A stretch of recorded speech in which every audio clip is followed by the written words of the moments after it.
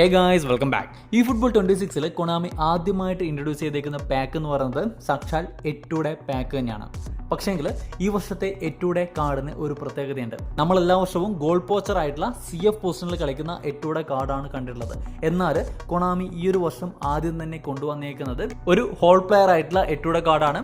ആളെ നമുക്ക് ഏത് പൊസിഷനിലേക്കും കളിപ്പിക്കാൻ പറ്റും. CFൽ കളിപ്പിക്കാൻ പറ്റും, അതുപോലെ തന്നെ SS കളിപ്പിക്കാൻ പറ്റും, വിങ്ങിൽ കളിപ്പിക്കാൻ പറ്റും. അങ്ങനെ എല്ലാവിധ പൊസിഷനിലും കളിപ്പിക്കാൻ പറ്റുന്ന ഒരു പ്ലെയർ ആണ്. മറ്റൊരു കാര്യം നോക്കുകയാണെന്നുണ്ടെങ്കിൽ 20 years ഓൾഡ് ആയിട്ടുള്ള ഒരു കാർഡാണ് വന്നേക്കുന്നത്. കഴിഞ്ഞ വർഷവും എട്ടുടെ കാർഡ് കൊണാമി ഇൻട്രൊഡ്യൂസ് ചെയ്തേക്കുന്നത് 20 years ഏജുള്ള ഒരു കാർഡ് തന്നെയായിരുന്നു. ആ ഒരു കാർഡും നമ്മുടെ ഈ ഒരു അക്കൗണ്ടിലുണ്ട്. സോ നമ്മൾ എന്ത് വീഡിയോയിൽ നോക്കാൻ പോകുന്നത് ഈ ഒരു കാർഡ് ആരൊക്കെ എടുക്കണം, അതുപോലെ തന്നെ നമ്മുടെ ഈ ഒരു കാർഡും നമ്മുടെ കഴിഞ്ഞ വർഷം വന്നേക്കുന്ന ഡബിൾ ബൂസ്റ്റർ കാർഡും പിന്നെ നമ്മുടെ സിംഗിൾ ബൂസ്റ്റർ കാർഡുമായിട്ടുള്ള കമ്പാരിസൺ ആണ്. തീർച്ചയായിട്ടും ഈ ഒരു കാർഡ് എടുക്കാൻ പ്ലാൻ ചെയ്യുന്ന ഒരു യൂസറെ സംബന്ധിച്ചിടത്തോളം തീർച്ചയായിട്ടും യൂസ്ഫുൾ ആയിട്ടുള്ള ഒരു വീഡിയോ തന്നെയാണ്.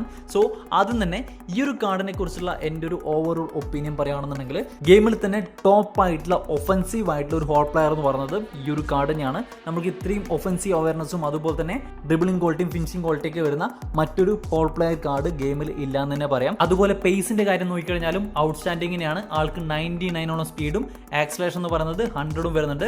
കിക്കിംഗ് പവറിന്റെ കാര്യത്തിലും 92 കിക്കിംഗ് പവർ വരുന്നുണ്ട്. ബാലൻസ് 85, സ്റ്റാമിന 94 വരുന്നുണ്ട്.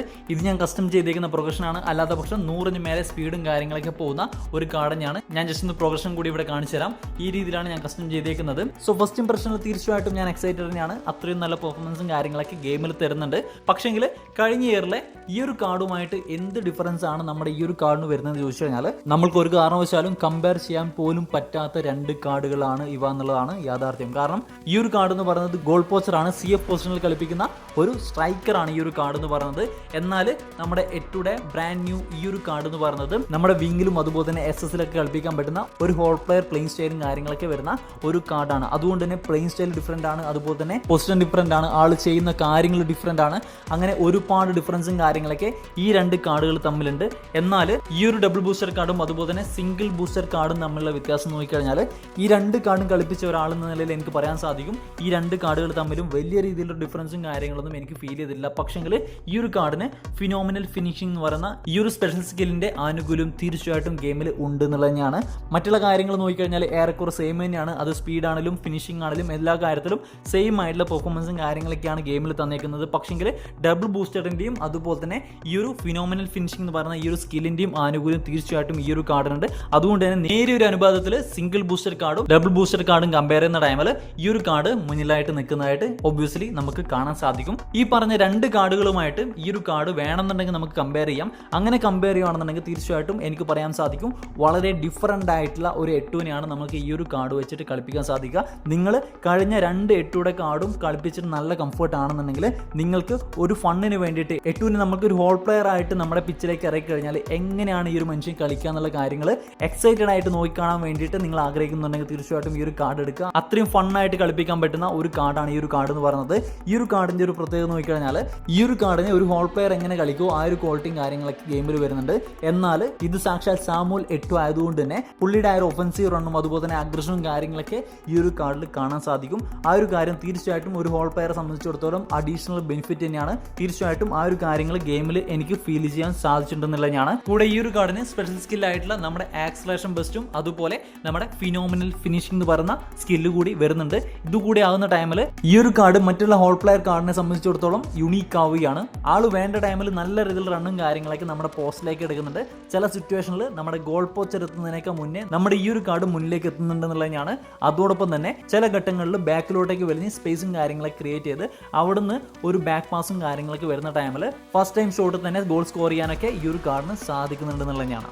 സോ ആരൊക്കെ ഈ ഒരു കാർഡ് എടുക്കണം എന്ന് ചോദിച്ചു കഴിഞ്ഞാൽ നിങ്ങൾക്ക് അത്യാവശ്യം ഡീസെന്റ് ആയിട്ടുള്ള ഗോൾ പോച്ചേഴ്സും കാര്യങ്ങളൊക്കെ സ്ട്രൈക്കേഴ്സും കാര്യങ്ങളൊക്കെ നിങ്ങളുടെ സ്ക്വാഡിലുണ്ട്. ഞാൻ പറഞ്ഞത് നമ്മുടെ സാമുൽ എട്ടുയുടെ മറ്റുള്ള കാർഡ് ഒഴികെ ബാക്കി ഒരുവിധ സ്ട്രൈക്കേഴ്സ് ഒക്കെ നിങ്ങളുടെ കയ്യിലുണ്ട് എന്നുണ്ടെങ്കിൽ തീർച്ചയായിട്ടും നിങ്ങൾ സാമുൽ എട്ടുയുടെ കാർഡിനായിട്ട് വെയിറ്റ് ചെയ്യേണ്ട ആവശ്യമില്ല. കാരണം ഈ ഒരു വർഷം തന്നെ സാമുൽ എട്ടുയുടെ ഗോൾ പോച്ചർ കാർഡൊക്കെ കൊണാമി ഇൻട്രൊഡ്യൂസ് ചെയ്യാൻ വലിയ ചാൻസ് തന്നെയുണ്ട്. സോ നല്ല സ്ട്രൈക്കേഴ്സ് കാർഡുകൾ നിങ്ങളുടെ കയ്യിലുണ്ടെന്നുണ്ടെങ്കിൽ തീർച്ചയായിട്ടും ഗോൾ പോച്ചർ കാർഡിന് വേണ്ടിയിട്ട് വെയിറ്റ് ചെയ്യാതെ ഈ ഒരു വെറൈറ്റി പൊസിഷനിൽ കളിക്കുന്ന സാമുൽ എട്ടുവിനെ നിങ്ങൾക്ക് എടുക്കാം. നല്ല രീതിയിലുള്ള പെർഫോമൻസും കാര്യങ്ങളൊക്കെ നിങ്ങൾക്ക് ഗെയിമിൽ കിട്ടും. എന്നാൽ നിങ്ങൾക്ക് ഹോൾ പ്ലെയർ ആയിട്ട് ഒരുപാട് കാർഡൊക്കെ നിങ്ങളുടെ സ്കോറിലുണ്ട്, നിങ്ങളുടെ അറ്റാക്കിംഗ് തേർഡിൽ ഒരുപാട് കാർഡുകളൊന്നും ഇല്ല എന്നൊക്കെയാണെന്നുണ്ടെങ്കിൽ സാമുവൽ എട്ടോയുടെ കാർഡ് എന്ന് വെച്ചിട്ട് ഈ ഒരു കാർഡ് നിങ്ങൾ എടുക്കേണ്ട ആവശ്യമില്ല. കാരണം ഒരു ഹോൾ പ്ലെയർക്ക് എങ്ങനെ പോയി കഴിഞ്ഞാലും ഒരു ഗോൾ പോച്ചർ ആ ഒരു രീതിയിലേക്ക് കളിപ്പിക്കാൻ നിങ്ങൾക്ക് സാധിക്കത്തില്ല. സോ നിങ്ങൾക്ക് സാമുവൽ എട്ടോയുടെ ഗോൾ പോച്ചർ കാർഡ് വരുന്നവരെ നിങ്ങൾക്ക് വെയിറ്റ് ചെയ്യാം. അതുപോലെ തന്നെ സാമുവൽ എട്ടോയുടെ ബാക്കിയുള്ള 2 കാർഡുകൾ റീപ്ലേസ് ചെയ്യാനായിട്ട് ഈ ഒരു കാർഡ് യൂസ് ചെയ്യാവും ചോദിച്ചു കഴിഞ്ഞാൽ ഞാൻ മുന്നേ പറഞ്ഞ സെയിം പോയിന്റ് ആണ്. നിങ്ങളുടെ സ്കോറിൽ അത്യാവശ്യം നല്ല ഗോൾ പോച്ചേഴ്സ് ഉണ്ട്, നിങ്ങൾക്ക് സാമുവൽ എട്ടോനെ നിങ്ങളുടെ പ്ലേയിങ് 11 അത്യാവശ്യമാണെന്നുണ്ടെങ്കിൽ തീർച്ചയായിട്ടും നിങ്ങൾക്ക് സൈൻ ചെയ്യാം. എൻ്റെ ഈ ഒരു സ്കോഡ് കണ്ട് നിങ്ങൾക്ക് മനസ്സിലാവും നമുക്ക് ഗോൾ പോച്ചേഴ്സ് ആയിട്ട് ഒരുപാട് പ്ലേയേഴ്സ് ഉണ്ട്. അതുകൊണ്ട് തന്നെ പലപ്പോഴും സാമുവൽ എട്ടോനെ നമ്മുടെ പ്ലേയിങ് 11ലേക്ക് ഉൾപ്പെടുത്താൻ സാധിക്കാറില്ല. ആ ഒരു സമയത്താണ് നമ്മുടെ ഈ ഒരു ഹോൾ പ്ലെയർ സാമുവൽ എട്ടോ വരുന്നത്. അതുകൊണ്ട് തന്നെ ഈ ഒരു കാർഡ് ഞാൻ സൈൻ ചെയ്തു. സോ എനിക്കിപ്പോൾ പെർമനന്റ് ആയിട്ട് തന്നെ നമ്മുടെ സാമുവൽ എട്ടോനെ നമ്മുടെ SS പൊസിഷനിലും അതുപോലെ തന്നെ നമ്മുടെ വിങ്ങിലൊക്കെ കളിപ്പിക്കാൻ സാധിക്കും. ആ ഒരു കാർഡിനെ റീപ്ലേസ് ചെയ്യാനായിട്ട് മറ്റൊരു കാർഡും എൻ്റെ ഈ ഒരു സ്കോഡിൽ ഇല്ല എന്നുള്ളത് തന്നെയാണ്. സോ ഇത്രയും കാര്യങ്ങളൊക്കെയാണ് നിങ്ങൾ ഈ ഒരു കാർഡ് എടുക്കണോ വേണ്ടോ എന്നുള്ള കാര്യത്തിൽ പറയാനുള്ളത്. ഇനിയിപ്പോൾ ഈ ഒരു കാർഡിന്റെ പെർഫോമൻസ് അല്ലാന്നുണ്ടെങ്കിൽ റിവ്യൂവിനെ കുറിച്ച് നോക്കുകയാണെന്നുണ്ടെങ്കിൽ എനിക്ക് ഡീസെന്റ് ആയിട്ടൊരു പെർഫോമൻസും കാര്യങ്ങളൊക്കെ ഗെയിമിൽ കിട്ടുന്നുണ്ട്. പക്ഷേങ്കിൽ നമ്മളൊരു കാരണവശാലും ഗോൾ പോച്ചർ 8 ആയിട്ട് ഈ ഒരു കാർഡിനെ കമ്പയർ ചെയ്യാൻ പാടില്ല.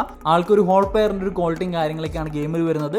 അത്യാവശ്യം നല്ല ഒഫൻസീവ് അവയർനെസ് ഉള്ള അതുപോലെ തന്നെ ഫിനിഷിംഗ് ക്വാളിറ്റി ഉള്ള ഒരു ഹോൾ പ്ലെയർ. നിങ്ങളൊരു കാരണം വെച്ചാലും ഗോൾ പോച്ചർ ആയിട്ടുള്ള ഗ്ലിച്ച് ഫിനിഷിംഗ് ക്വാളിറ്റി ഒക്കെ ഉള്ള സാമുവൽ എട്ടോയുടെ മറ്റു കാർഡുമായിട്ട് ഈ ഒരു കാർഡ് കമ്പയർ ചെയ്യാൻ പാടില്ല. ഈ ഒരു കാർഡിന് നിങ്ങൾക്ക് ഒരു സെക്കൻഡ് സ്ട്രൈക്കർ ആയിട്ടും നല്ല രീതിയിൽ നമ്മുടെ പോസ്റ്റിലേക്ക് റണ്ണും കാര്യങ്ങളൊക്കെ എടുത്ത് ഗോൾ സ്കോറും കാര്യങ്ങളൊക്കെ ചെയ്യാൻ പറ്റുന്ന ഒരു ഹോൾ പ്ലെയർ ആയിട്ട് മാത്രം നിങ്ങൾ കണക്കാക്കുക. ഇങ്ങനെ നിങ്ങൾ കളിപ്പിക്കുകയാണെന്നുണ്ടെങ്കിൽ തീർച്ചയായിട്ടും ഈ ഒരു കാർഡ് എന്ന് പറയുന്നത് അത്രയും വേർത്ത് ആയിട്ട് നിങ്ങൾക്ക് ഫീൽ ചെയ്യും. അല്ലാത്ത പക്ഷം സാമുവൽ എട്ടോയുടെ ഒരു ഗ്ലിച്ച് ഫിനിഷിംഗ് ക്വാളിറ്റി ഒക്കെ നിങ്ങൾ പ്രതീക്ഷിച്ചു കഴിഞ്ഞാൽ തീർച്ചയായിട്ടും ഒരു നിരാശയും കാര്യങ്ങളൊക്കെ ഈ ഒരു കാർഡ് തരുമെന്നുള്ള കാര്യങ്ങൾ മാത്രമേ ഉള്ളൂ. സോ ഇത്രയും കാര്യങ്ങളൊക്കെയാണ് ഈ ഒരു വീഡിയോ ഷെയർ ചെയ്യാനുള്ളത്. ഇത്രയും കാര്യങ്ങൾ നോക്കിയിട്ട് മാത്രമേ നിങ്ങൾ ഈ ഒരു കാർഡിന്റെ പിറകെ പോകാൻ പാടുള്ളൂ. സോ ഗൈസ് നമുക്ക് അടുത്ത വീഡിയോയിൽ കാണാം.